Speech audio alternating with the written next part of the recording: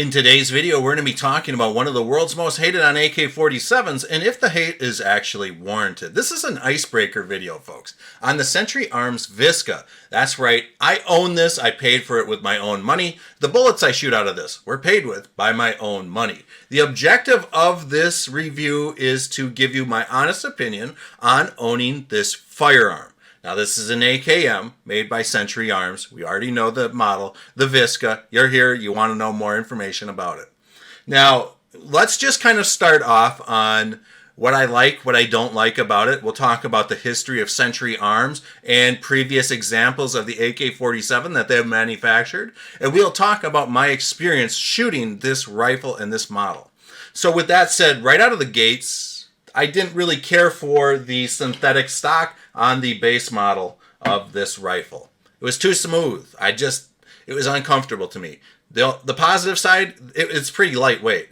But I ended up opting for this Magpul MOE grip and buttstock as well. The grip allows me to control this firearm better, and the folding stock, well, it's a folding stock. I dig it. Gives me a little bit more space in the gun cabinet, and this stock, there is zero play in it at all. This rifle has 400 rounds through it.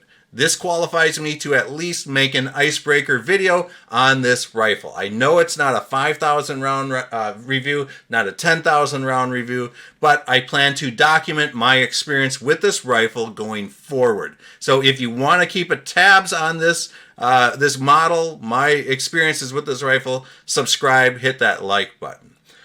Really, when it comes down to Century Arms and the history of their manufacturing, folks, they have had some very bad things happen with their previous model AK-47s. They have made trunnions out of some sort of cast metal, and those did not hold up well at all. In fact, a lot of them started cracking and exploding. So Century Arms kind of addressed this issue by using S7 tool steel out of billet.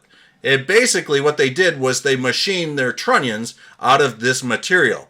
And they claim to say that this material is the same material used in the tips of jackhammer bits, things like that. So the material that they're using is designed for heat, high impact, things of that nature. Hopefully it holds up. Like I said, this is not some sort of long-term review. I want you to understand that right now. We will cover this gun and rifle here as time goes on.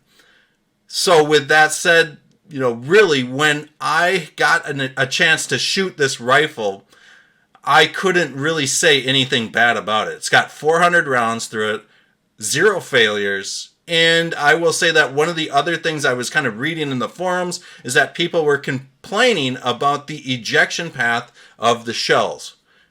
And so what I did was I stood as still as possible, rattled off a bunch of rounds.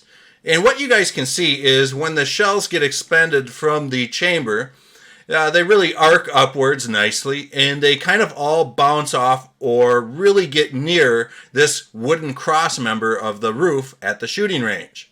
This is pretty uniform. I'm not here to complain about the ejection path at all. From my experience, things worked out pretty good. Also, the action is very butter smooth. I've got no complaints about this at all. It's really like a hand in a glove.